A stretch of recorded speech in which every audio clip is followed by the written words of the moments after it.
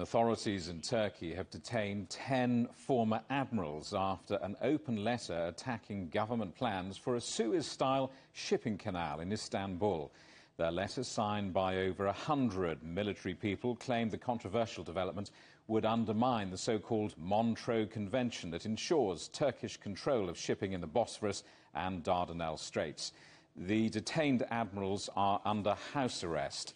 Well, these plans for a canal linking the Black Sea to the north and the Sea of Marmara in the south have been talked about for decades, 30 years or so. But in 2018, the exact proposed route was finally set out, starting in the northeast of Istanbul and then heading to the south. The 45-kilometre development would essentially make an island out of the city centre area. Well, the ruling AK Party says this project would take pressure off the busy shipping lanes in the Bosphorus, but critics have dubbed the scheme crazy on cost and environmental grounds. Well, let's talk to our guest, a distinguished economist and commentator on Turkish affairs, Atilla Yesilada. Attila, lovely to see you. First of all, why this row now? Well, because Mr. Erdogan is committed to start construction this year and everybody's playing their last ace card before people start digging Istanbul into a peninsula. I suppose we should really be talking about the state of the Turkish economy on this programme, but instead we are talking about this canal project, and that's part of the plan, his critics would say. That's right. He's doing everything to divert public attention from two very pressing issues, which is COVID-19, where Turkey reported 42,000 cases and the British variant is becoming the predominant one. And with current measures, there's really no relief in sight. To obviously the economic misery. Last year, 6 million out of 19 million households in Turkey have received some kind of financial aid from the state just to survive. Why has the canal project proved to be such a flashpoint over the years?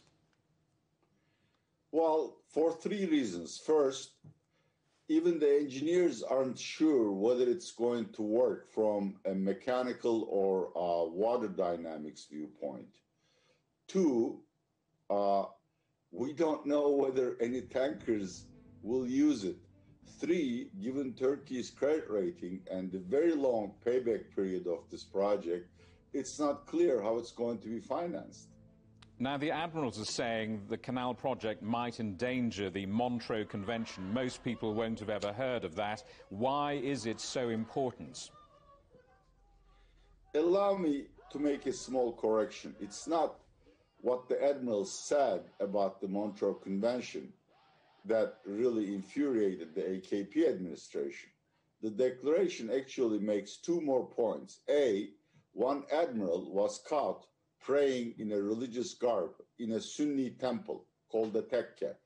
Two, they were also addressing widespread opposition criticism that several Islamic tarikats, that's churches, were trying to penetrate the force. But going back to the Montreux, there is this perception among Turkey's secularists that Turkey's sovereignty, that the republic is founded on two treaties. The first is the Lausanne Treaty after the War of Independence, and the second, 1936 Montreux Treaty, which essentially surrendered sovereignty over the Bosphorus and the Dardanelles Straits to the government of Turkey under certain conditions. Very briefly, the world has been watching the crisis on the Suez Canal in recent weeks and what happens when a ship blocks one of the world's most important shipping thoroughfares. There is similar concern, isn't there, about shipping volumes on the Bosphorus. It's an important global thoroughfare, isn't it? It certainly is, and I'm deadly afraid of not only blockage, but also a tanker blowing up. But the funny thing is, the Montreux Treaty says no tanker can be banned from traversing the Bosphorus Straits for just a minimal fee.